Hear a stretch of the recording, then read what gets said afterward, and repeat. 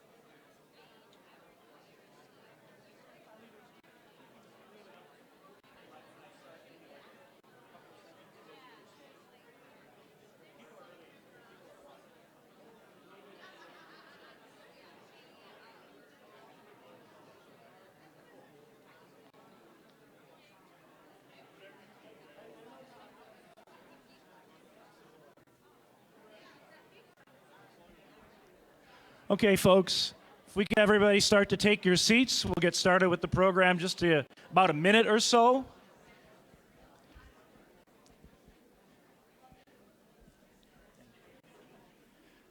I do want to let folks know, it looks like we're going to have a nice crowd here. We do have additional space in the Sandberg Auditorium for those who might be joining us late, but I think we should have enough seats.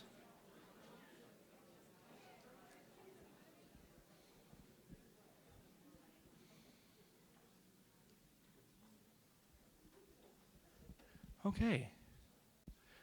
Well, good afternoon, everybody. Welcome. How's everybody doing?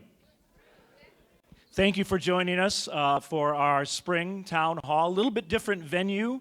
We were looking for kind of a more intimate environment. The Sandberg has worked out very well, but I think that this environment will allow our presenters to kind of engage with those of you here in the audience at the Regency Room. We'd also like to welcome those of us joining us online via Adobe Connect, via NIU Today and the NIU YouTube channel, and then also channel 20.1, digital channel 20.1 of the campus cable system. My name's Brad Hoy. I'm the Director of Campus Communications. I think many of you probably know that. In a few minutes, I'm going to hand over the mic to President Baker, and we'll get started with our program. We're going to have our meeting in different segments. President Baker, along with Al Phillips and Mike Mann, they'll be talking a little bit about the budget and the stalemate down in Springfield. We'll entertain questions right after that about that particular subject. We'll go 15 or 20 minutes with questions. Then we'll go on and have Lisa Freeman talk a little bit about the program prioritization. Again, entertain questions during that segment. And then we'll have Vernice Edgehill-Walden talk about our diversity and inclusion initiatives here at the university. So again, we have a number of mics around the room. I've got my colleagues, Joe King, here with the institutional communications, and Lori Botterman as well. We have cards for those of you in the audience who wish to submit questions on the cards. I'll be walking around as well with the mic and with cards, so you can grab cards for myself or Lori or Joe, and we can pass the mic around to you if you have any questions, and then we'll take those cards and we'll get those questions answered by the panelists here today. I think that's it. If it all goes as planned, and we get through all the sections, we should still have about 15 to 20 minutes at the end of the program to answer any of the questions that we didn't get to from our audience here at the Regency Room or online. So let's get things started. But before I give the mic over to President Baker, and let me introduce again our panel. I mentioned we have President Doug Baker. We have Al Phillips, who's the Vice President of Administration and Finance. Mike Mann, who's our Associate Vice President for State and Government Relations. Leading our discussions today on program prioritization, of course, is our Executive Vice President Provost Lisa Freeman. And then we also have our Chief Diversity Officer and Associate Vice President for Academic Diversity, Vernice Edgehill-Walden. So thank you very much for joining us here today. Before I give the mic over to President Baker, I think many of you knew this weekend was Valentine's Day. But just before the weekend started, some of our students had a very special Valentine's greeting. Some of you may have seen the video, some of you may have saw it on the NIU.edu homepage. A very special Valentine's greeting showing their appreciation and love of our NIU faculty. Let's take a look at this short video and see that greeting and the appreciation our students showed.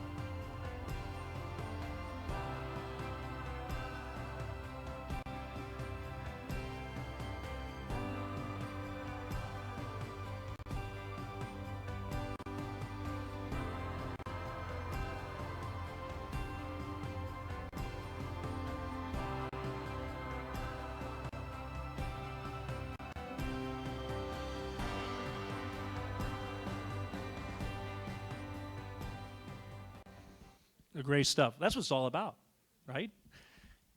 Kudos to our marketing communications team for putting that together.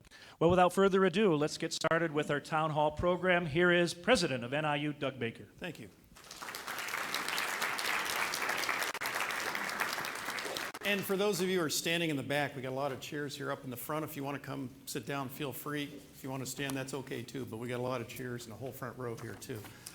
So that was kind of heartwarming. Our students really do appreciate all that you faculty and staff do to help them be successful. We recently had a marketing survey that was done among our students, and very high satisfaction among our students. It was buoying to see how positive they were. And the recent alumni surveys that I've seen indicate that our students are very satisfied upon graduation, and that well over 90% have a job or are in graduate school within a year of graduation. So they're doing well, they're satisfied, and thank you all for doing that.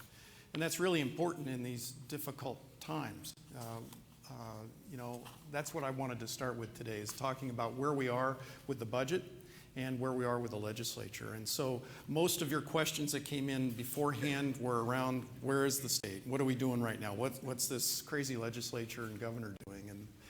And similar kind of words. So we have Al Phillips and Mike Mann here because the bulk of that was what you were asking about. But we do want to talk about other critical issues in the university, diversity and the program prioritization. So we've asked Lisa and Vernice to be here as well. Okay, let's start with the legislature. We're still locked in an epic battle right now.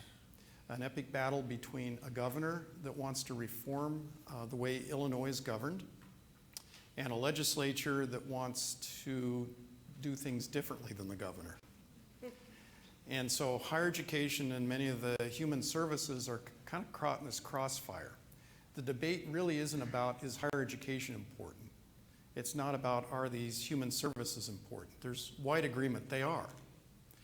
But they're struggling right now about reshaping the way the state's governed. You've probably heard the governor talk about his reform agenda. So he thinks that the state of Illinois is not well governed, that we have, for example, 7,000 local governments in the state of Illinois, many more than other states in the country. In fact, the Daily Chronicle, is Rhonda here? Where did she go? Somewhere. Oh, there you are. You're hiding behind your camera. In the Daily Chronicle today, there was an editorial about that issue, that those 7,000 governments may not be the most efficient way to govern the state of Illinois. And because of that, costs get driven up, according to the governor, and with higher costs, you have higher taxes, and that hurts the economy and business, et cetera. So that's his argument. But when he asked for those reforms, some of the things he asked for, like reformation to some of the union laws, workers' comp, and some other things, the other side doesn't want to go along with it. And so they are, it was a little loud.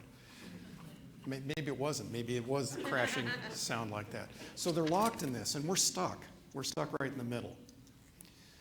How does how does this come to pass? How do we get out of this? Well, both sides are going to compromise at some point. We can't keep going on and on with this, right? So I see at some point that the legislators from potentially the Republican Party are going to have to get together with legislators in the Democratic Party and find a solution. They can't have many of these institutions and human services crumble in front of them. They can't see that fail in their local districts. So it's important for all of us, wherever you live, to be talking with your legislators and say what impact it's having on your university, your community colleges, your human services, and on out into your community. You really need to let them know. And as you do that, you're going to put a lot of pressure on them to go have a conversation and go have a conversation with the other side. Now, we kind of saw this coming, and so for the last 2 years, we've been working really hard on our budget. And as you all know, we've really restricted hiring, we've restricted our expenditures, and that's allowed us to get to this point in good shape. We've not had furloughs, we've not had layoffs. You've seen other schools in the state, like Chicago State has announced financial exigency. Essentially, that's a higher education term for bankruptcy. So now they're talking about how do we cut back a whole bunch of stuff just to get through the semester. And then after that, we don't know what's going to happen to them. There are other schools with big layoffs. Eastern and Western Illinois universities have announced big layoffs and furloughs. Again, we're not in that situation. We're good through this year. We're good through the fall. We're in good shape. And I cannot imagine this legislature not passing a budget before the end of fall. It just, I find that impossible to believe because a bunch of these other schools are going to be in financial exigency or potentially close. And I don't think the state's going to put up with that. Those legislators will have to come across the line and find a solution. So that's where I think we're headed. I think that's why we're well positioned because of all this hard work that we've done. So I hope that puts you at some ease that we're okay through the summer and the fall and that we're going to get a budget. So that's the good news to start with. Is that okay? Okay. I applaud too. And I want to thank all of you for the sacrifices you've made because you're doing a whole bunch of stuff with our students. You're doing a whole bunch of stuff to forward our artistry and our research and to reach out into communities in these difficult times when they most need it. You're doing a ton of stuff right now. But we're building community. We're building the strength of this. We'll be a better institution as we come out the other side. Now, you're starting to see the pressures on some of the legislators. And they're starting to kind of wonder, like, you know, this has gone on way too long. We need to do something. So some bills have been introduced in the last 2 or 3 weeks from both sides of the party. And so you're starting to see the logjam creak and groan a little bit with, you know, these different propositions through legislation. So I'm going to ask Mike Mann, who does our state legislative relations work, to come up and talk to you about some of those bills and give you a feel, kind of a little bit of an inside view on what's going on and how those things are moving. So Mike? Thanks, President Baker. That's a tough act to follow. I don't know if I'll get any applause or not. Oh, wow. Okay, good. As President Baker mentioned, the legislature is in full swing right now. And while there are dozens of higher education or education-related pieces of legislation that we're tracking and monitoring, there are 3 specific pieces of budget legislation that we monitor very closely and are working with all of our counterparts at other institutions as well as legislative staff members as well as the Governor's Office of Management and Budget in terms of analyzing the impact of this legislation. The first higher education bill I want to talk about is Senate Bill 2043. It's a piece of legislation that has passed both the House and the Senate and is headed for the governor's desk. Now, calling it a higher education bill is almost a misnomer because there's no money for public universities in it. This bill, which we supported in committee because this bill provides the MAP program, the Monetary Award Program, with $397 million. And the reason that is important to us is we have about 5,700 students here at Northern. Almost 40% of our undergraduate population relies on need-based assistance in the form of MAP grants to the tune of about $20 million a year. So we supported that piece of legislation in committee, and we expressed our disappointment with the sponsors that we were not in the bill. Subsequently, there has been legislation sponsored by the Senate Democrats, Senate Bill 2269, which would provide all public universities, including NIU, with flat funding compared to FY15, which I know that we're 8 months into FY16, but the last year we actually had a budget was FY15. So we are very excited that there's actually legislation out there that supports an appropriation for us. I would also mention, thirdly, that there is a House bill that has been sponsored by House Republicans, and they have offered their own solution. And that solution is not quite as good as the Senate bill I just spoke about. The House bill 4539 offers a reduction of 20% to public universities, offers a 10% reduction to community colleges, and holds MAP funding flat at the FY15 level. A 20% reduction in funding for NIU would be about $18 million, an $18 million reduction, quite substantial. We are extremely hopeful that we will end up a lot better than a 20% reduction next year. We are working, like I said, President Baker is working with the Future of the Workforce Commission, the President's and Chancellor's Group, General Assembly leadership, the Governor's Office. Vice President Phillips is working with the CFOs and the Governor's Office of Management and Budget. Executive Vice President and Provost Lisa Freeman is working with her counterparts at IBHE with academic leadership. I'm working with legislative staff. We are all doing everything we can to advocate for all of you, all of our students in the university, and are hopeful that we're going to get a budget soon and a good budget soon. Lastly, I would mention that the governor's budget address is scheduled for tomorrow at noon. At this point, we don't know much about what's going to be in his budget proposal. We're assuming that since there's no FY16 budget, that it will be some sort of combination of FY16 funds and some sort of FY17 proposal.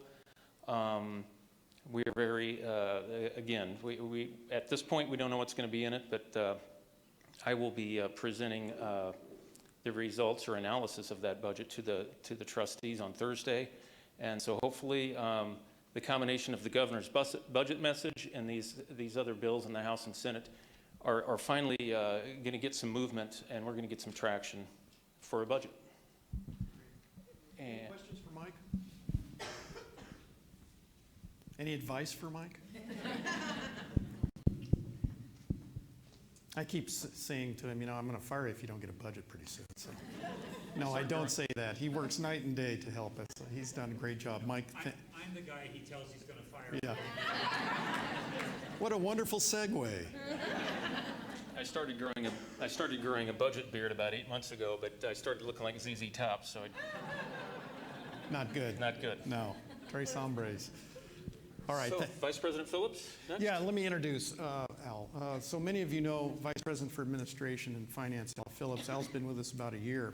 Our work on the budget started a couple years ago when we started restructuring how we do budgeting at the university. Al's predecessor and Lisa developed some budget principles. We followed those in collaboration with the University Council and Faculty Senate committees. And that's really allowed us now to really look hard at our budget. And I want to thank Al for his tireless work, and he does work tireless hours, or actually he's really tired, but he's gotten us to a point where we can get through this and we're in much better shape than a lot of the other schools. So I really want to thank Al for helping us get to this point. So Al, can you fill us in on some details around the budget? Somehow I think I'm the guy you all came to see. I earlier today was in a discussion with one of our staff, and I talk to staff all the time. And I said, no, we're going to be okay. We have sufficient funds to get through the summer, to get through fall semester and into the spring. And she said, would you please say that first? So we're going to be okay. Second of all, I want to thank everyone for what it's taken to get us where we are. We are in much better shape than many of our sister universities. We actually started this, you may have read about Eastern and Western and all the things that they're putting into place. We've actually been doing this for the last 2 years. We didn't talk about it much. Most of you know we've had vacancy control. That has actually reduced the cost structure of the university by several $1 million, being much more strategic about how we do that. Once again, that's not forever. We're in a very difficult situation, but that has saved us several $1 million. We have cut projects down to those that are only critical. We have some projects going before the board at the FFOC on Thursday, but most of them are paid through bond funds, federal funds, or things such as roofs that you need to do to prevent further damage, but we pulled way back on those. And as most of you probably are aware, we've cut back all the other spending as well. We spend about $100 million a year in spending on goods and services. We cut that by even 10%, that's $10 million. So all of these things have been going on for literally months. We've been very carefully watching the budget and managing the budget. As you heard, we may look at a 20% cut. The governor's put on the table. The Democrats have put a level funding. Our hope was we would be somewhere in the middle. But the truth is we're operating off a budget that cuts us by 30%. When we started the budget year, we took the governor's budget, which the original budget cut our funding by roughly $30 million. So we've actually been operating off of a budget with a $30 million reduction, but because of all the efforts and all the work that all of you have also been involved in, we're actually below budget. So even if we get cut by 20%, we would hope that it would be much less than that. We'll still be okay. And the other thing I want to make sure everyone understands is we'll have a budget. I spent 4 years in Springfield. We spent about 8 months where there was no discussion whatsoever of a budget for higher ed, none. A couple weeks ago, you saw basically two bills submitted within, I think, hours of each other, actually. And obviously, the Democrats have a bill, the Republicans have a bill, but the governor clearly supports the Republican bill.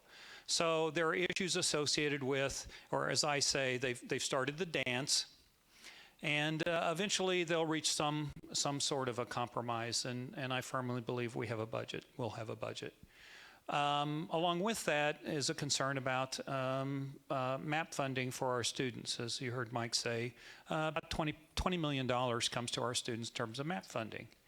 When I was in Springfield, MAP was always a priority. You'll notice it in all the bills that have been submitted, it funds MAP at 100%. So eventually I think we will also get MAP funding. So I'm hopeful. But what I will tell you is that because of the work that you all have done, and I smile because I'm probably not the most favorite person on campus these days, we are making progress. It is all good. In addition to that, not only just cutting our spending and being very careful about ever more scarce resources, we're doing other good things. We have, and Lisa's going to talk about program prioritization, but we also do process reengineering. We're looking at our entire procurement system. We're looking at how we handle institutional aid so we can make the very best use of every dollar that we have to go to our students. We are looking at the One Card program. We are looking at chargebacks and to make sure that the fees are set appropriately. In some cases, we will do away with some of the chargebacks, and we're even looking at parking.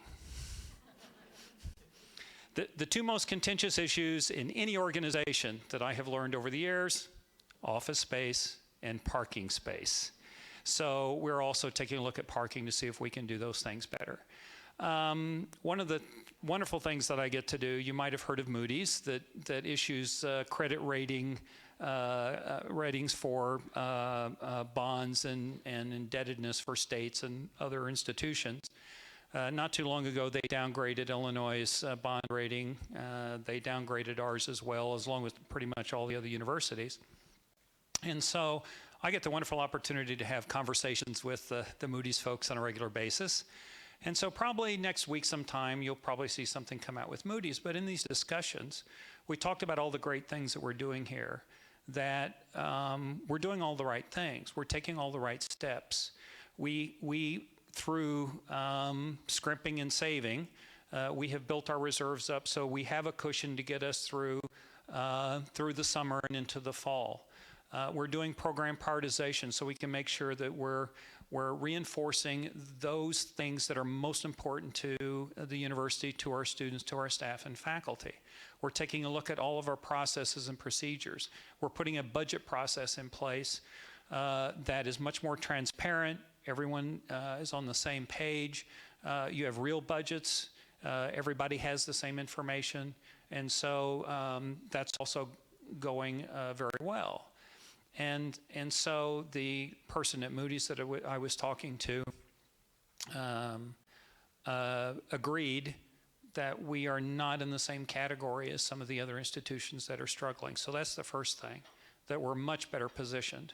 The second thing she said was not only are we better positioned, but we're very well positioned that when we do get a budget, and because we've saved funds and been much more strategic about how we do things, that we can reinforce success. We can go forward in a much better way with a much better budget process to make sure that we are funding and doing those things that are most important to the university. So it'll be interesting to see what comes out, but even Moody's admitted that we've been doing all the right things. Talk just briefly about the budget process.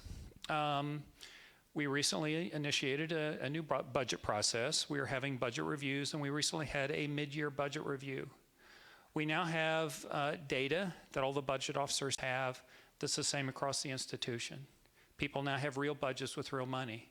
They will be given a budget. They will be held accountable.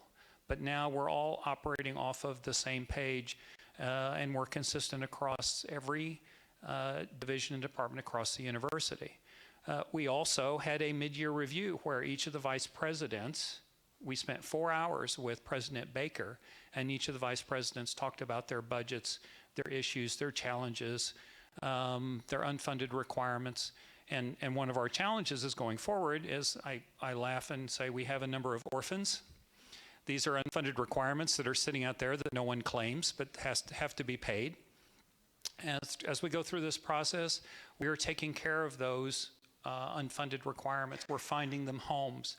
And the other thing we're going to do here very shortly is we're going to implement a 5-year budget planning process. I have contracts that go out multiple years. We have scholarships that go out 4 years. We have IT contracts that go out multiple years. We have leases that go out multiple years. And so what we're going to do is we're going to have 5-year budgets so that we can start planning 3, 4, and 5 years out. It's one thing to make a decision 4 years out or to start looking at how you're going to address a problem 4 years out. It's entirely different if it's 4 months out. So we're going to push the process out. And so if you're 3 or 4 years out and you have $400 million worth of requirements and $300 million worth of funding, you have 3 years to figure out how to sort all that out. And that will also allow for better planning, looking at things more strategically, how we're going to position the university for the future. We're going to have capital development plans. We're going to have capital renewal plans. We're working on as I said, a more transparent budget process going forward. And it's been a lot of work that has gone into that, and all of you are a part of that. So thank you all for all the work that has been done. Thank you for bearing with me as we tighten things up considerably. But I also want to say that there are no absolutes. So even though we've tightened things up, I've had numerous discussions where people will have come back and said, can we talk about this? And we do. And if it's critical, we will go ahead and fund it and allow things to go forward. So we do have the conversations, but because we have been able to do a much better job managing our resources, that has allowed us to be in a much better position than most of the other universities. So thank you all. Bear with me as we get through the rest of the year. I will leave you with just an idea of how well we're doing. When we started out, Last year, our expenditures were about $419 million. Our budget this year with the 30% cut was $394 million. We have reduced our actual spending halfway through the year by $15 million. We are on track to reduce it another $15 million by the end of the year. We are still supporting all of our operations. Things are still getting done. We're going to be okay. Thanks, Al.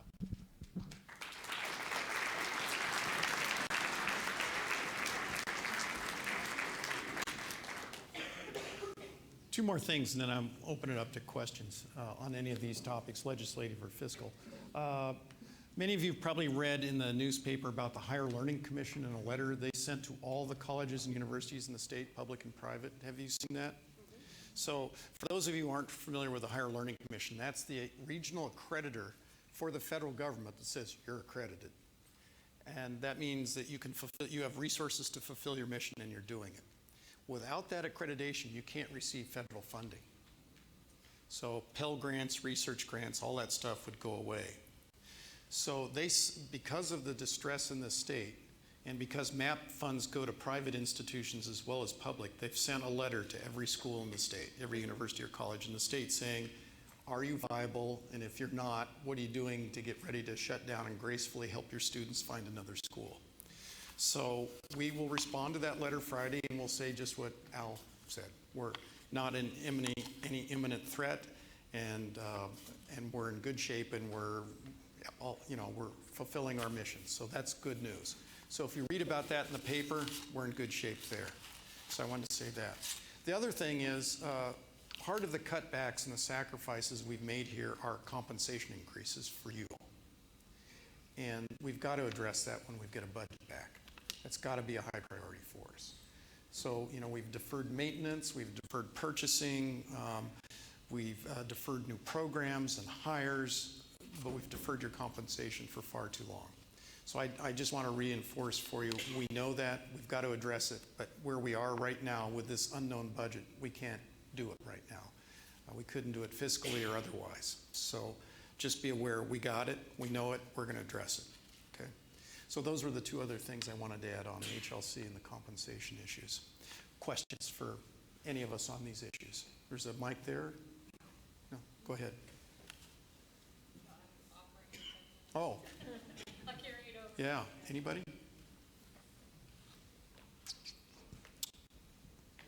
There's one.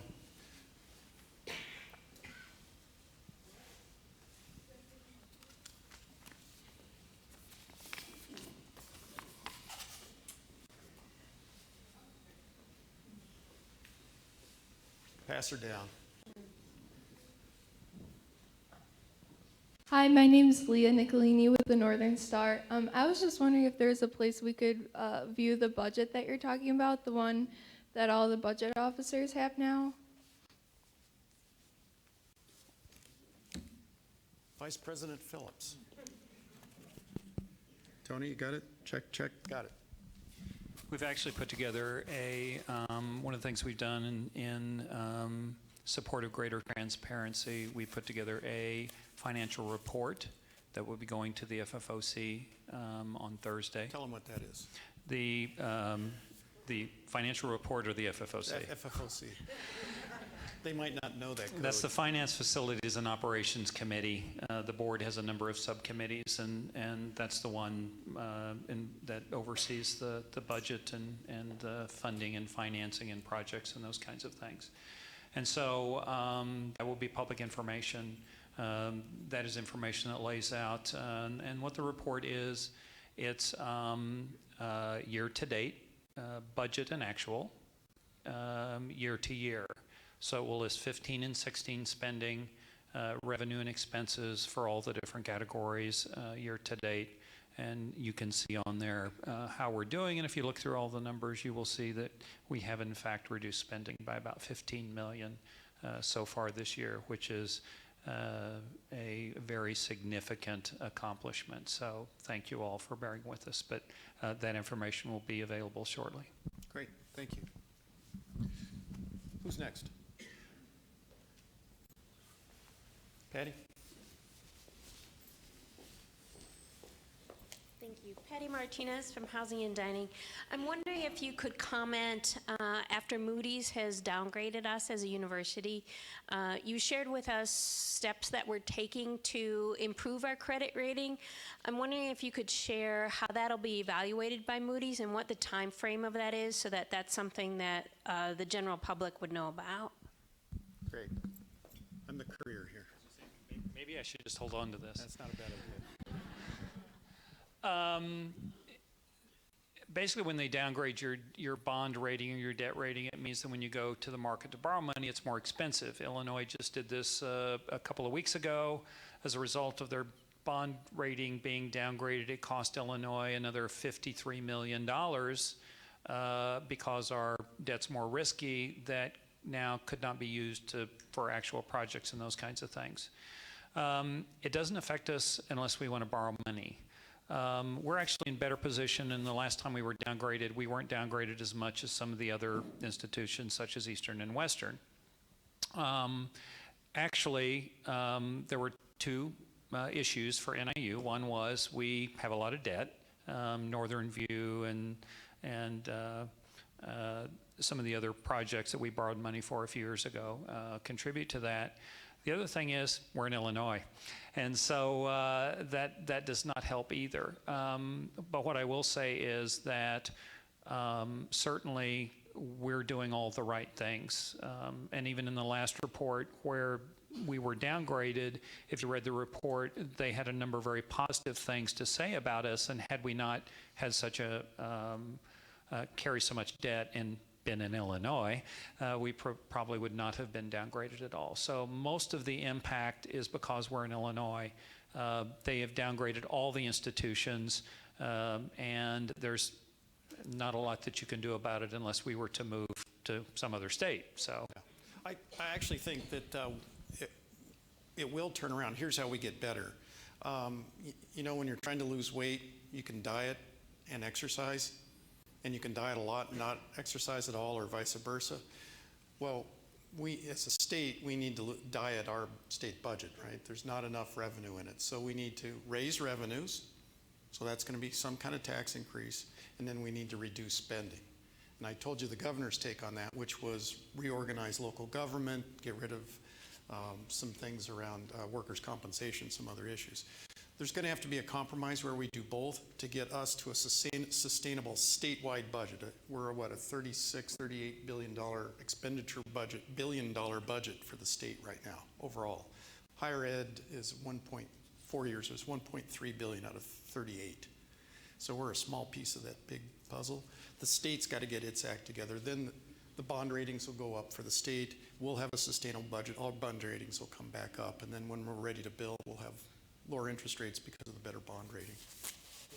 the other thing I would say is that we're doing all the right things to position us well so that we do better. We're paying down our debt and all those kinds of things.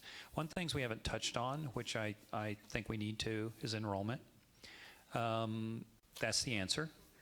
But we're actually doing better in terms of enrollment. And we're holding our own. If you go talk to SIU Carbondale, they were down 11% in the spring. Most of the other universities were down, with a couple of exceptions, more than we were. I think the steps that we have put into place, the new enrollment management team has made a huge difference. Our advertising and marketing effort has made a huge difference. And so I think we're also positioned very well there as well, and that will also help us move forward. As President Baker said, the survey that was done recently of the study, students actually think better of NIU after they get here than they did before. This is a great place. So a lot of good things going on, and we're doing all the right things we need to do to position us for greater success in the future. We had another question. Laura? I actually have two questions for you. One is, I understand you have a rosy perspective on MAP grants. I don't share your perspective, but maybe I'm wrong. I'm hoping I'm wrong, but what will we do if MAP grants are not reinstated for fall enrollments. I have a lot of students who rely on that kind of support. The second question is, will there be any additional support for faculty travel to conferences, which has been severely cut? Yes. Much like parking space and office space, travel is always something that you hear a lot about. In terms of MAP, we are crediting the accounts. If we get to a point where they decide not to fund MAP, then we are not in a position to cover those costs. We will work with the students to find whatever financial aid that we can to help them. Part of the effort in terms of looking at our total financial or institutional aid processes to address those kinds of things and do a much better job making sure that students get the financial aid that they need. But we're in the same situation as many other universities in some cases, and colleges. In some cases, they just told them they weren't going to cover it. So I'm still hopeful. Having worked in Springfield for 4 years and worked with the Student Assistance Commission, I will tell you that they will fund MAP before they will fund almost anything else. It's just tied up in this minor disagreement that the speaker and the governor have. As I put it, they each have a little different vision of the future, and they're trying to reconcile those two things.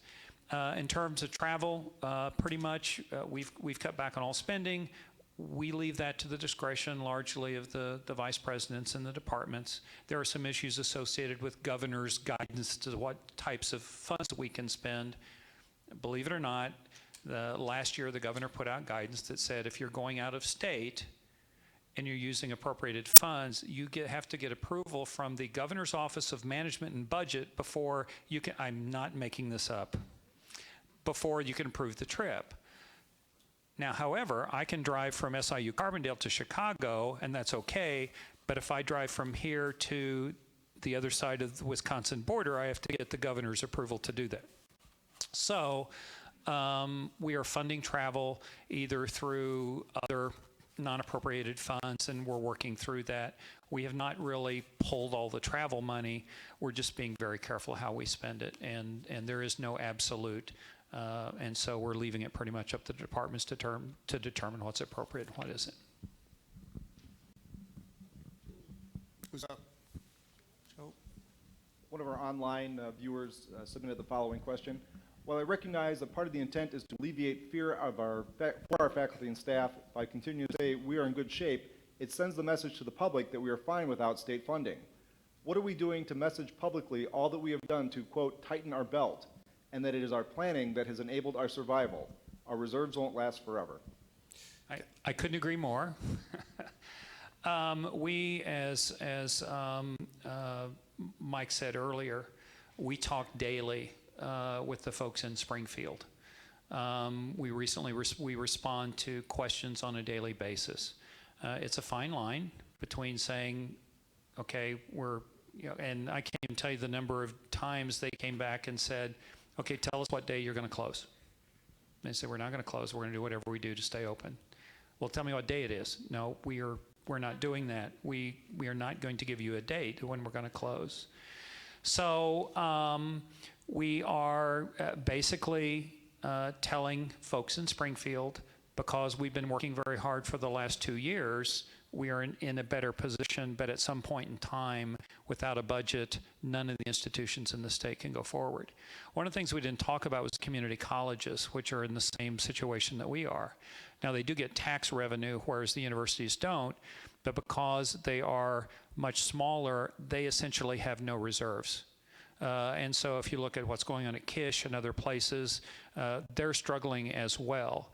And so there has to be some level of funding fairly soon, or the entire higher education system in the state will be at risk. And if you're trying to generate economic development, which is what we need to get the state out of the problem that it's in, not having a functioning higher education system probably is not a good way to go. So we talk to them every day. What we tell them is that we got here because we've stopped spending, we've stopped projects, we're not filling vacancies, we're cutting every bit of spending. You can do that for a while, but at some point in time, that won't be enough either without state funding.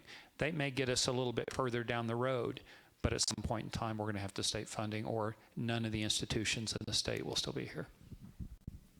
I think that last point's really important. We've deferred so much. I mentioned your compensation. We've deferred that. We've deferred capital projects all over this university. We've deferred investments in programs that we need to grow to fulfill our mission, on and on. So we can do this stuff for a short period of time, and we'll get through this because of that. But then when we come out of it on the other end, we need to position ourselves to really grow and meet our, fulfill our mission. So we'll do that. Yeah, just to give you an idea, last year our state funding is about 20% of our budget. It's about 40% of our operating funds when you take out grants and bond auxiliary and those other things. Last year, our state funding was $91 million. This year, so far, it's zero. So while we can carry on, at some point in time, it's difficult to make up that big of a shortfall in that short of a period of time. And I would add, it started the year at 93 million. We had a mid-year rescission, went to 91, and then last year we got our MAP funding, right? That's the money that comes in we're crediting, so that's another 20 million. So it's about $113 million difference from where we were a year ago. So that's a chunk of money to try and manage and get through, and we're doing it. Was there one more question on this? Did I see another hand? Oh, Joe. Another person online writes, President Baker indicated that increased compensation will be addressed when there is a budget. Will the increase address the 4 years of no increases, 4 years at 2.5%, which is what the increase is rumored to be? We will do whatever we can with whatever budget we get. So if we don't know what the number is, I can't tell you what that would be, but we will do everything we can. I will say, though, if we come out of this and have a budget and then immediately give everyone a 10% pay increase, that might not be all that well received in Springfield. But that is a top priority. President Baker has made it very clear to me that is a top priority. So hopefully as soon as we have a budget, then we'll start taking a look at how we can do that. Okay, so I'm going to segue. We can come back to questions, but I want to segue. We've got two more folks that want to address questions you all wrote in about beforehand. One was an update on program prioritization. So for us to be successful in the long run, we need to align our budget with our mission. We need to spend our money on what's really the most important. And as you all know, we've been going through a program prioritization process. We're well into that process. We started this well before the budget crisis. This was not a reaction to the budget crisis, nor is it a solution to the budget crisis. It's a long-run alignment of our resources with what's important. And we've got a lot of people working really hard on that, and a lot of people that have worked in the fall getting the write-ups together for it. So I'm going to ask Executive Vice President and Provost Freeman to come up or sit down, however you want to do it, and give us an update on where we are in the timeline. Thanks, President Baker. Can everybody hear me? If I stay seated, I'm nursing an injury and I'll be more comfortable this way if it's okay with you guys. All right, thanks. So you may have seen earlier this week there was an update in NIU Today from the Program Prioritization Task Force chairs about how things are going. They're working very hard. They're spending a substantial amount of time reviewing the narratives. They're taking their responsibilities very seriously. And in contrast to our legislators in Springfield and the budget process, they are on schedule and going to come in on time with the expected work product. So kudos to them. There will be two final reports issued, one by the Administrative Task Force and one by the Academic Task Force. These will be recommendations, and those will be submitted to the senior leadership by April 30th. The task force recommendations will be reviewed first by a special student committee put together by the Student Association. We take the importance of student input very seriously. Students were involved in the coordinating team, but not the task forces, and so they have the special privilege of designing a feedback mechanism for student voices. In addition, the task force recommendations are going to be reviewed by various shared governance groups, and all members of our university community will be able to provide feedback through a feature that will be added to the program prioritization website. Once the task force recommendations are public, we will also make the narratives accessible to the university community. I think it's really important to remember that program prioritization doesn't end on April 30th with the issuance of the task force recommendations. Implementation is an ongoing, multi-year, data-informed process with continuous monitoring and evaluation. Vice President Phillips talked about our need to have multi-year budgets at the university, and the task force recommendations are going to be used to guide resource allocation decisions, beginning with those for fiscal year 17, but going for a full 5 years through fiscal year 21.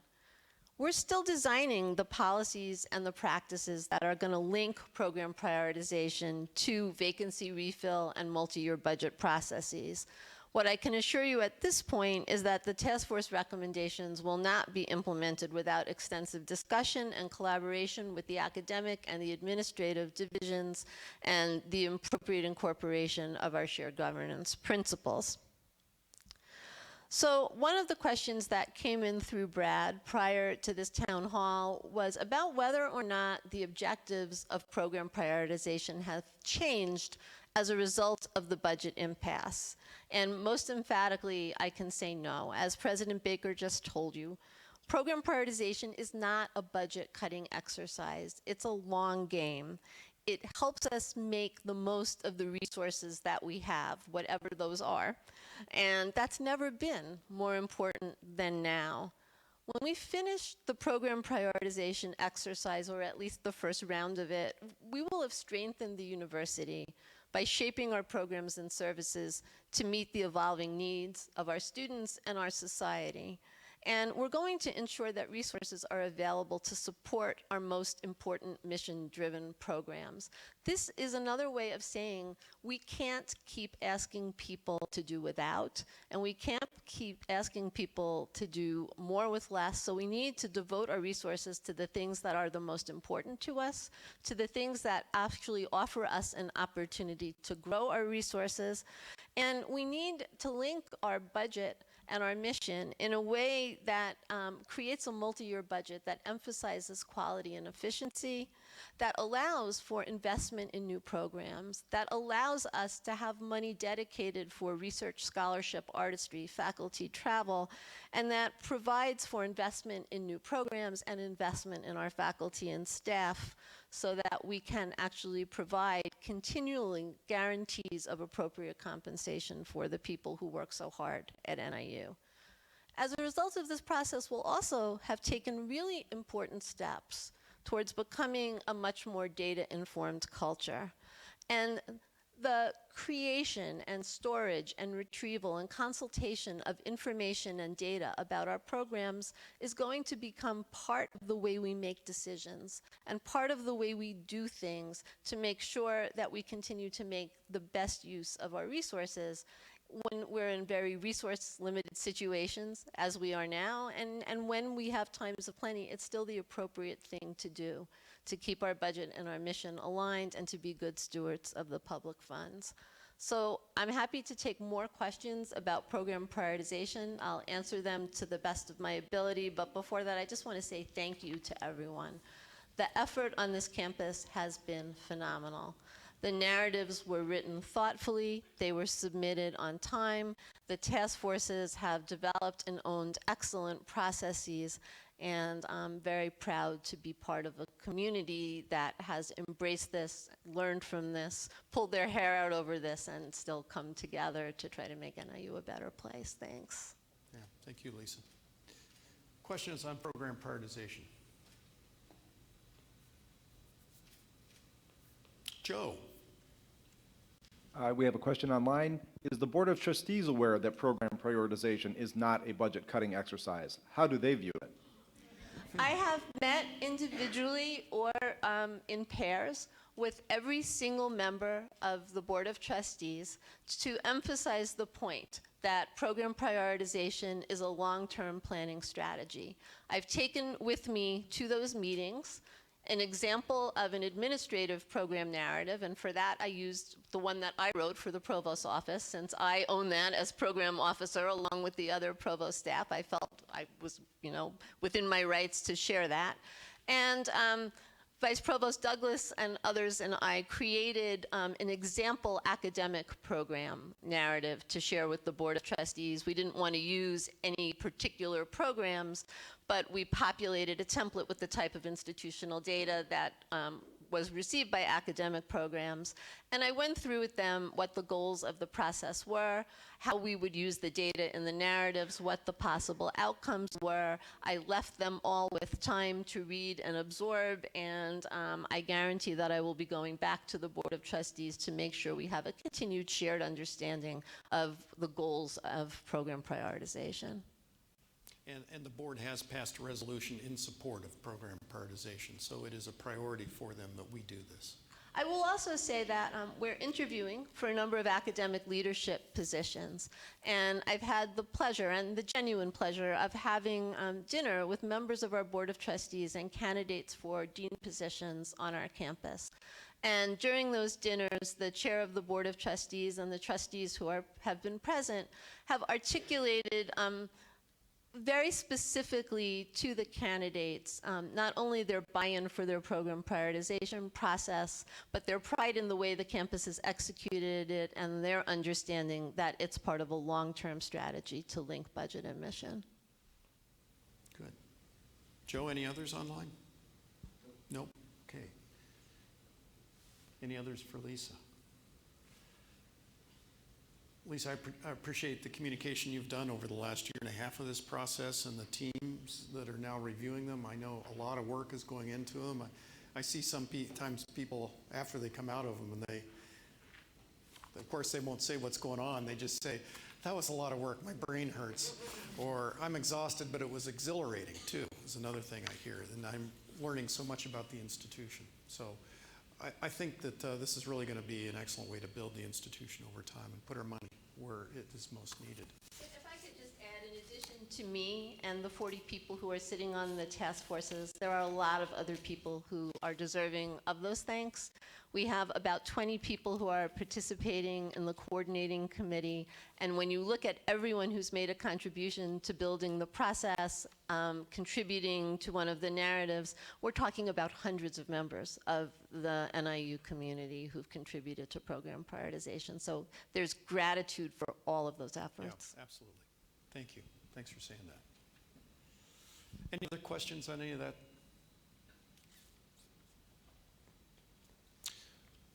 Al, a question came in beforehand, and then I'm going to shift after that to Vernice, about travel agents. Should we have one travel office or something in the institution was the question. We actually have contracted with a travel agency to help us coordinate and provide actually better support services for our folks who travel. One of the issues is that when you're in some faraway country and you have travel problems, who do you call? And so we need to do a better job of getting the word out on that, but we have contracted with an agency to help us with our travel needs so that they can find the best rates, the best service and support to our staff and faculty, and also, like I said, more importantly, to be a resource all 24 hours a day, 7 days a week from wherever you are in case there are travel issues and problems. So we'll get more information out on that. Good question. Thanks for getting that out. Anything on that? All right. Another question that came in beforehand was asking for an update on our diversity and inclusion work. And as most of you probably know, that we had a diversity and inclusion task force. Laura co-chaired that, and Sean was her co-chair, and I don't see him here today. Oh, there he is. Hi, Sean. Sorry. I was looking for you together.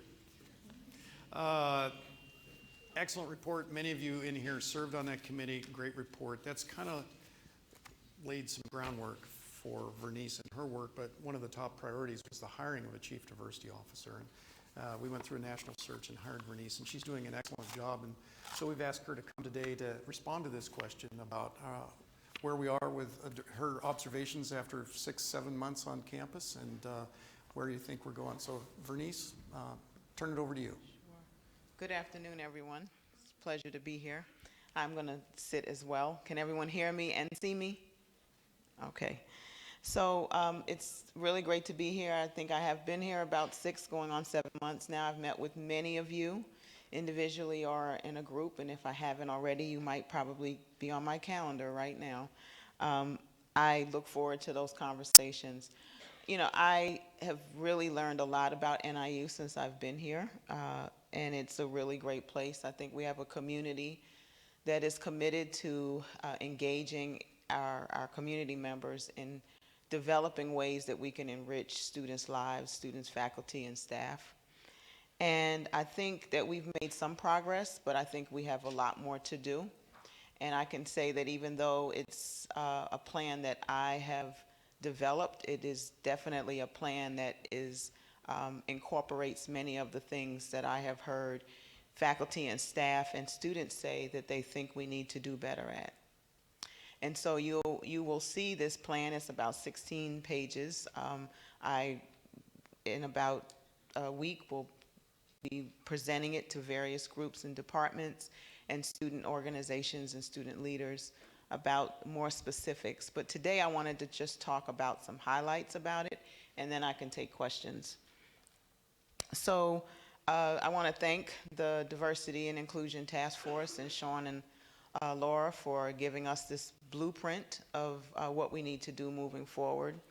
I think that after reading the report and also looking at how we can move the recommendations forward, I would sum it up by saying that there are 4 areas that we need to be focused on, and that would be access, inclusion, academic equity, and professional development and trainings. Now, there's a lot in each of those, so I don't want to minimize any of them, but today I'll just talk a little bit about the work that we're doing actually starting this semester around equity and inclusion. And I have to say that some of the things that we would love to be able to do sooner rather than later do require the 2 things that we just finished talking about, and that is money and really being informed by program prioritization. So I will talk a little bit about what those things are. So one of the first things that we are actually launching this semester is a new commission on interfaith initiatives. So it would be called the Presidential Commission on Interfaith Initiatives. We have a committee of faculty and staff who have been working over the past year to make this recommendation and to really look at how this commission can really work to develop shared value around service and not to promote religious activity at all. So this is really about how we develop shared values around service. We are also developing diversity dialogues. I've talked to many of you about these dialogues, and there are 7 topics that we are interested in putting together. The first 2 will actually happen this semester. We will do a diversity dialogue in March on First Amendment, free speech, and lawful assembly. And we will be partnering with the Human Relations Commission in the city of DeKalb to make sure that it's not just a campus dialogue, but it's also a campus and DeKalb community dialogue. This dialogue, I think, is really important, and it really cuts across, I think, all interests. The theme that the committee has decided that we should move forward on is intersectionality. So really looking at First Amendment, free speech, and lawful assembly from an intersectional perspective, as well as the second one being how interfaith doesn't have to interfere and how it can be really an ally to many other groups. So those are the 2 dialogues that we will start with. The other 5 topics have to do with institutional oppression, gender inequality, what does inclusion look like at NIU, which is a very broader topic, because sometimes I think we look at it from a very narrow definition, but we want to be able to make sure that we provide a broader definition for that for NIU. And then also to look at socioeconomic issues and first generation students. So these are some of the topics that we are considering. I've gotten several emails from different people with several different suggestions about how we could partner across academic departments to put these programs together, and I really look forward to doing that moving forward. The second thing that we are working on this semester is really restructuring the Committee on Multicultural Curriculum Transformation and really making that more of a committee that looks at academic equity issues and how to really do to meet three overarching goals. One would be to actually develop the criteria and move the human diversity requirement into a baccalaureate requirement for the university. The second would be to look at ways for students and faculty to be more involved in developing diverse research topics that would help the students that probably may not be involved in research get more involved in research. And then the third one is to really look at academic equity gaps and how we as an institution can provide the supports needed to reduce or eliminate those equity gaps. Those three goals really require that we change the focus of this existing committee. And it means that we would be asking for faculty and staff and students to be a part of this committee and allowing the colleges, college deans, their staff to be involved in this work. I would also say that I wanted to thank everyone that's been working on the VAWA task force, because this semester, with the amazing help and support of Holly Olcott, we are going to implement the VAWA survey in April. And this climate survey is actually the one of many surveys that we will begin to administer, because we want to be able to do a campus climate survey the alternating year after we do VAWA surveys.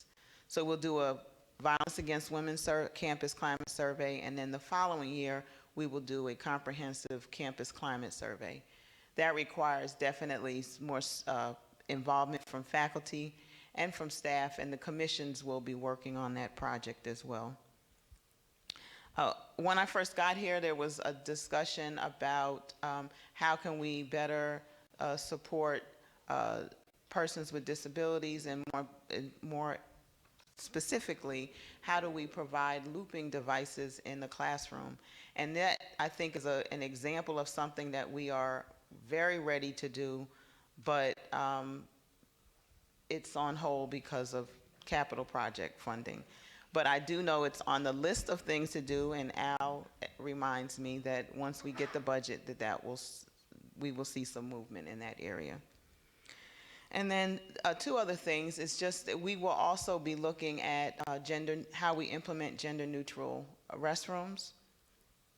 And then finally, and I've had a really, really great opportunity to meet with the SPS Council as well as the Operating Staff Council, and have gotten tremendous feedback on how to roll out or implement or develop faculty and staff training around cultural competencies, which was another recommendation from the task force. And I look forward to working with those groups to develop those trainings and workshops.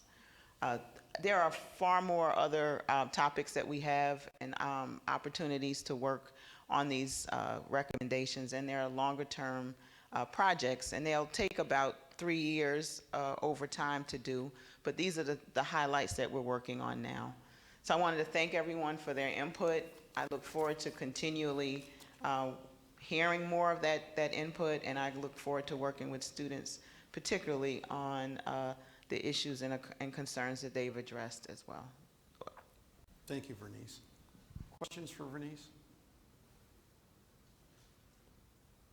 Joe, anything from the online folks? So Eric and I were rudely whispering to each other over here in the corner, and while Vernice was talking, and we concurred that Vernice has taken on an amazing amount of work in a short period of time and provided great leadership and insight. So Vernice, thank you for your amazing work these last few months. And as you probably know, she was the provost for the city colleges of Chicago before coming here. So she brings a great deal of breadth and experience, administrative experience, that helps us across the institution as we think about how to manage the institution. And we're not just relying on her amazing diversity skills, but on her broad experiences and helping us be more effective in a variety of dimensions. So it's been really wonderful to have you. Thank you, Vernice. Sure. Thanks.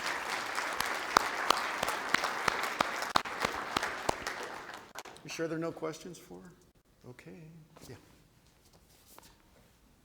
Here comes the mic. I'll make these really fast. Could we get donor money for the looping devices? I think if people really understood what they were, they'd probably want to donate towards that and then not wait for people in Springfield. Also, about 20 years ago, there used to be an emergency fund that students could apply for. For example, a commuter student needs car repair, was in a car accident. They could get through a process, donor money funded it through the foundation. They could get an emergency loan. A lot of our students leave not because of $5,000, $6,000. They leave because they're short $500, $200, $700. Any money that can be funded through donors to students would be greatly appreciated for students. We cannot not stress scholarship money enough. That's got to be out there in the public. Yeah, great suggestions. And let me give you an analog where I think we can do what you just said, and an analog that indicates that we can do that. A year ago, we identified a number of students that were leaving the institution between fall and spring for want of less than, was it $2,000? I think it was $2,000. And so we went to the foundation and said, you know, for $2,000 or less, you can change the course of someone's life. Wouldn't that be nice? And the foundation stepped up, and they identified over 100 students that would be available for this. And so they sent out FedEx packages. And there's one mom, the story goes, that got this FedEx package from NIU, and her son was somewhere, and she called him on his cell phone and said, "What did you do?" And he said, "I didn't do anything. Open the package." So she opened it, and it said, "Come on back, we'll cover your expenses, you can stay in school." And she started crying on the phone to the kid and told the kid he had to get in his car and turn around and go to DeKalb to accept it. Well, we did that. And there were, I think, out of the 100 and some, was it 84? Do you remember the number? 83, I was close. 83 students accepted them and stayed in school because of the scholarship idea that you just had for just regular scholarships. And we had the metrics on it for this fall, and it looked like half of them came back, of those 83, half came back and didn't need any more financial aid. They just got them back on their feet, and off they went. And the rest got some additional financial aid, and I think there was just a handful that didn't come back to school. So it was an amazingly effective program, and our donor base loved it. The donors thought, my God, look at the impact I had for just a few dollars. And so it's become very popular. So that analog, I think, could be applied to disabilities areas and helping us there. And I like the emergency travel fund idea too. My engine blew up, or I need a new tire, whatever. Those kinds of life things happen, and if you're living on the edge financially, you can make a big difference. I'll be at the foundation board meetings, I think it's next week. I'll bring this up with the foundation board and see if we can take a next step. Thank you for the suggestion.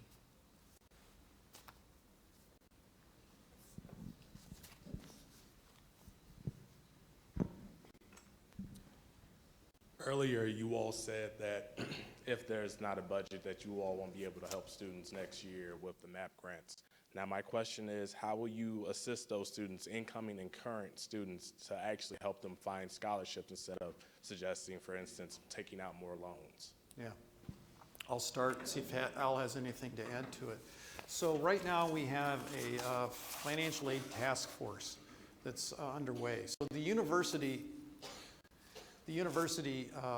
allocates a lot of financial aid. If you include Pell Grants that come from the federal government, MAP grants, scholarships, waivers, private grants from the foundation, and then scholarships that come through colleges and departments, as well as all the external funding that you may get from local donors or Rotary clubs or whatever it could be.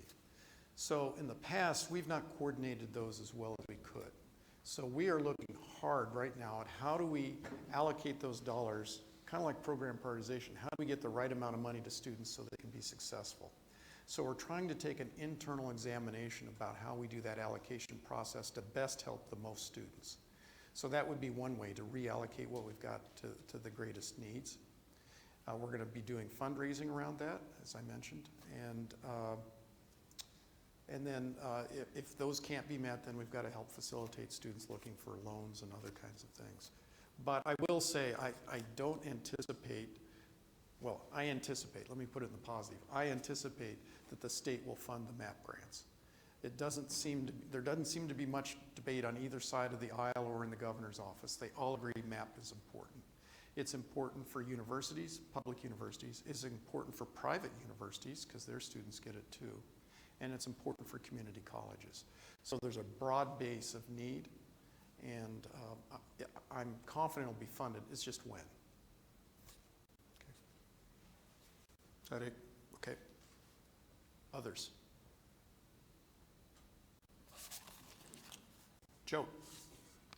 We got a question about program prioritization.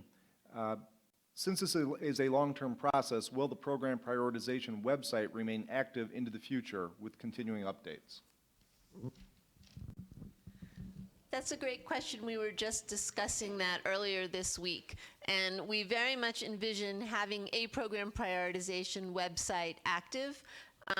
We think that will probably change the overall structure of it so that it has more of that monitoring assessment type of emphasis.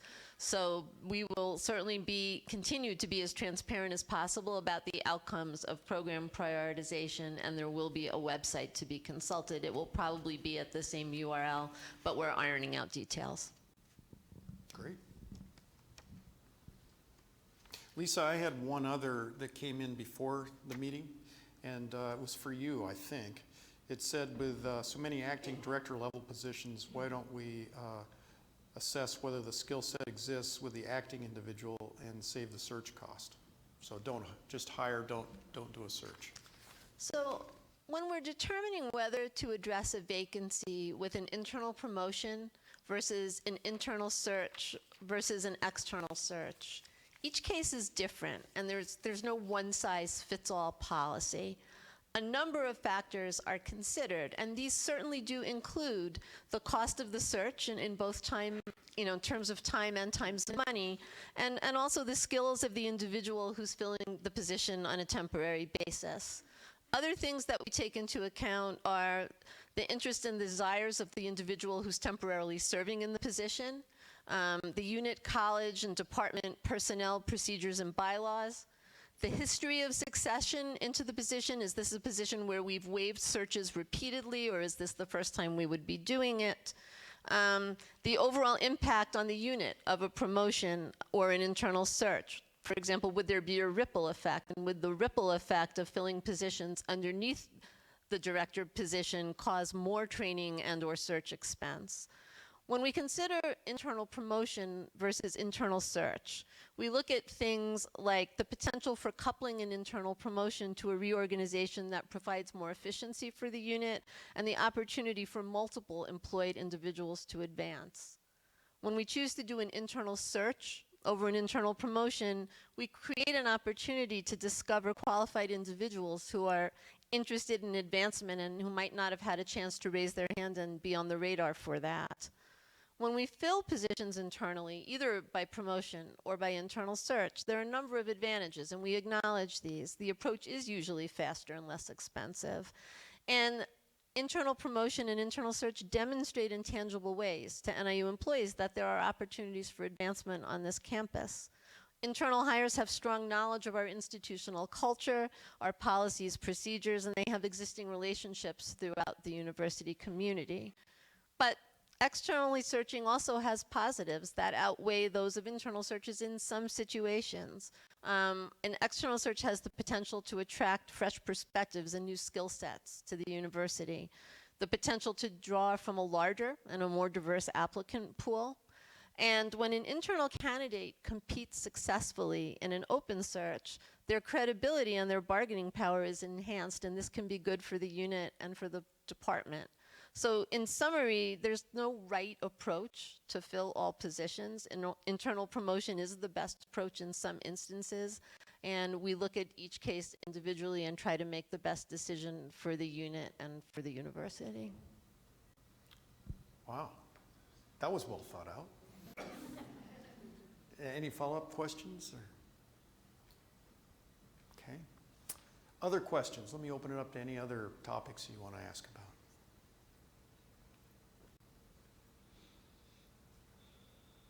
Here comes the mic.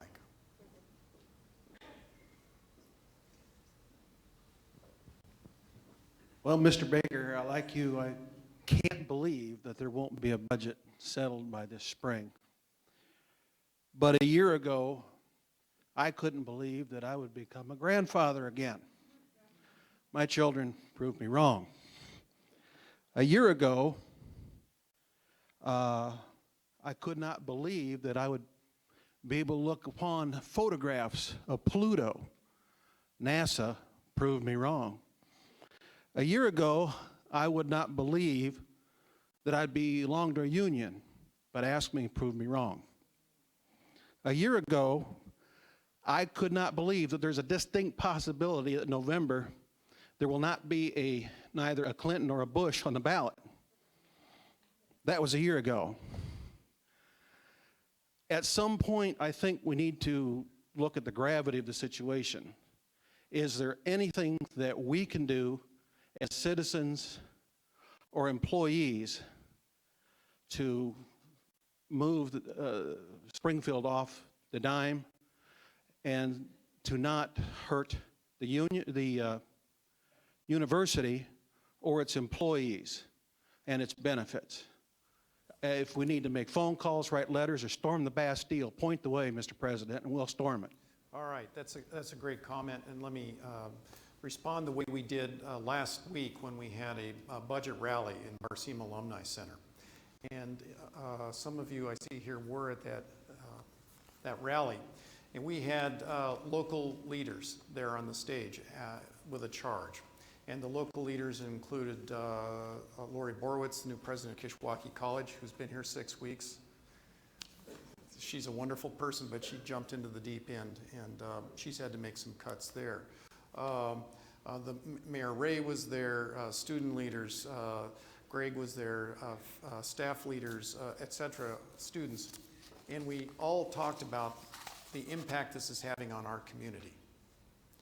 And at the end, we asked that people contact their legislators. Believe it or not, I still hear from legislators who say, I haven't heard from anybody. I guess it's not that big a deal. Now, I think the legislators in the Chicago State University region are hearing a lot right now. I know there was a big rally at Eastern Illinois last week. These are going on around the state. But we've got to follow up. Wherever you live, and whichever aisle you're on, we need a budget, right? You need to contact your legislators and the governor's office. Both sides need to tango here. And we need a sustainable budget that's going to support the whole state budget, but higher education. This is the investment that allows this state to prosper and be a just society. And without higher education, things crumble away. We want this to be a better place for business. The governor says, you need higher education for that. Absolutely. You need it so people can have a more just livelihood so people can get out of poverty, and education is the path out of poverty.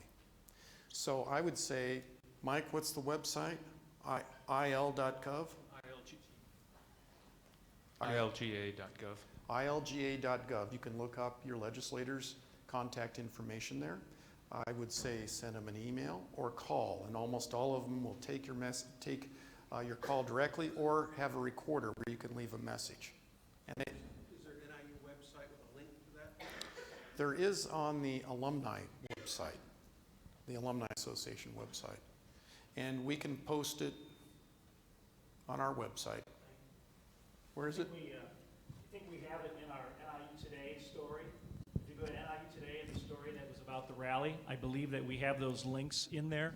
If not, we will put them in there. And then also there is a short video, kind of an edited video on the rally, and then there's a longer video, whole 37-minute video that has all the speakers and additional information, and that's on the NIU YouTube site. Great. There's another question.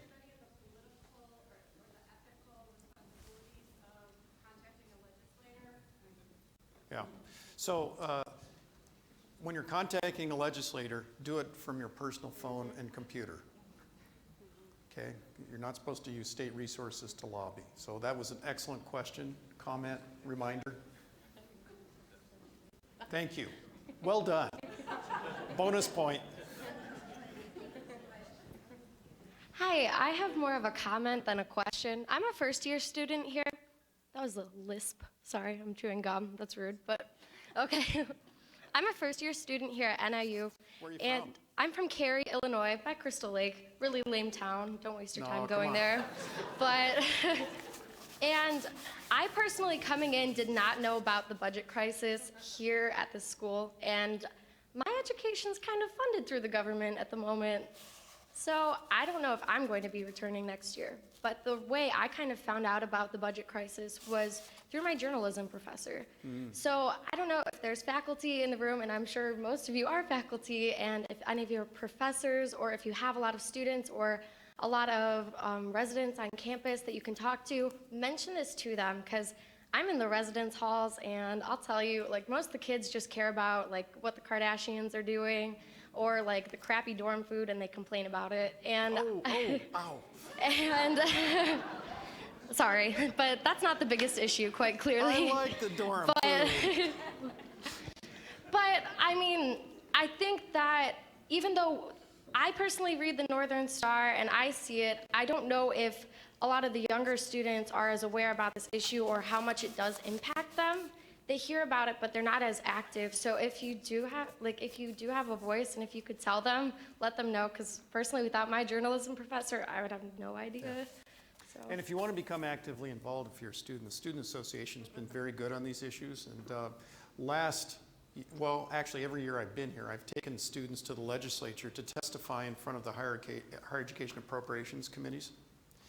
And I think I do okay when I do that. But when the students are there, they really listen, because they're speaking from the heart about how education is affecting their lives and how the government is affecting their education. And so I think students can have a very powerful voice. Work through the Student Association if you don't want to do it individually. They're rallying and organizing around this, and they would love to have you come work with them on that. So I'd encourage all of you to do that. I have a pretty loud voice. But not for those online, you don't. We want them to hear online too. Well, my name is Missy Gillis, and I work in the College of Engineering.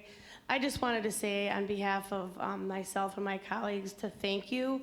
When you have colleagues that are working at Chicago State or Western Illinois or Eastern Illinois, the work that you've done, again, would all of us love a raise? Absolutely. But the thought at 47 years old of being unemployed or having to move and take another job, I'm sure the work that all of you done, I'm sure you can't even explain the time and the hour. So just going to bed at night and hearing, what you said, obviously this can't go on forever, but having colleagues at other schools, I just wanted to thank all of you for all your work, and we appreciate it. Yeah, thanks for those kind words.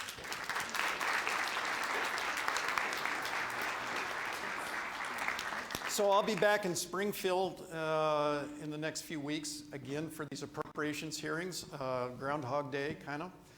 We just did that, and we didn't get a 16 budget. Now we're going to work on a 16 and a 17 budget. I remain cautiously optimistic if we have people contacting their legislators, if they really hear from us, if they understand the impact it's having on communities, not just schools, but social services in the whole state, the fabric of the whole state, critically important. Leave on a couple high notes. In spite of all these challenges, our retention rates are up for students. Our student satisfaction rate is up.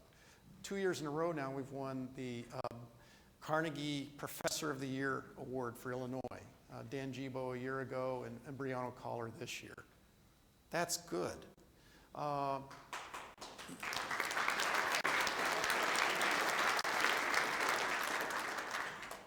Student satisfaction is high, alumni satisfaction is high. You know, these are really positive things, and our community is thriving too. They are really excited about the way you all are reaching out to help the broader community. I see Lori Ellish-Piper back here. We're in her literacy clinic this week talking about how the literacy clinic is hooking up with various groups in town to help students who are struggling with their reading. That's a great partnership. Frontier Communications, you've probably read in the newspapers, having a national competition for America's best communities. So it started with 300, it's down to 15. We're one of 15 communities that's chosen as one of America's best communities. And it's because of this collaboration that's going on and how we're moving the university and the community forward together. So people are recognizing what we're doing. Sometimes we forget because we're so close about the positive steps we're taking in the face of these adversities, but you're showing the character of this community. So thank you for doing that. I couldn't be more proud of what you're doing. We're going to get through it. There's going to be some rough waters, but let's all do our part, contact our legislators, and continue fulfilling our mission. Thank you very much. Just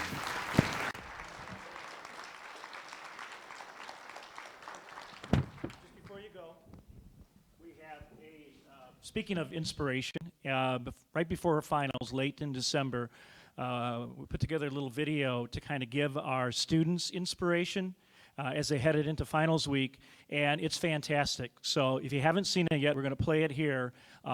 It has, I believe, Taylor, 213,000 views on Facebook. Let's take a look at that video right now. How do I do this? All right, it works. All right. Okay, what do I do it? Am I sitting here? Okay. All right, people, listen up. You are all beautiful people, inside and out. You have a lot more potential than you actually think you do. Believe in yourself. You guys all look beautiful today. Dream big NIU. No matter how stressed out you get, it's going to be okay. Keep going. Good luck with finals. Make sure you guys get them good grades. Good luck to everybody out there. Don't give up. Keep working hard. I believe in you. I love NIU. It's wonderful. You guys are all beautiful people. I wish everybody good luck on their finals, and I wish everybody good luck in life. Have a beautiful day. Do your thing, study hard, get in that library. Good luck on finals and go Huskies! Keep a positive perspective. Stay hopeful. You got this. I would like to say that I love the employees of NIU. I love their attitudes, their inspiration, and all that they do and all of their hard efforts. Good luck on finals. Everybody stay blessed, pray hard, study hard, and enjoy your holidays. Happy finals, NIU. Good luck. You are all beautiful individuals, and I love you with all my heart. Make sure you get a lot of rest over winter break. Just remember, no matter how bad you bomb your finals, the sun will always come up tomorrow. Stay focused. Don't quit. Will it be easy? No. Will it be worth it? Absolutely. School ain't easy, but if it was, there'd be no point. Keep going. 'Cause when I see you smile, the whole world stops and stares for a while.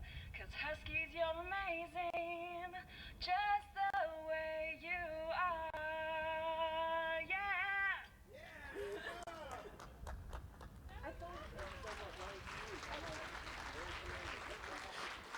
I want to give a shout out to Taylor Hayden, who's our manager for social media and digital marketing, her brainchild, and our creative services team who put that together. Great job. Thank you, everybody, for your time, for hanging in there. Great turnout. Thank you for all of those who joined us online. Thank you for your questions. Have a great week and a great semester.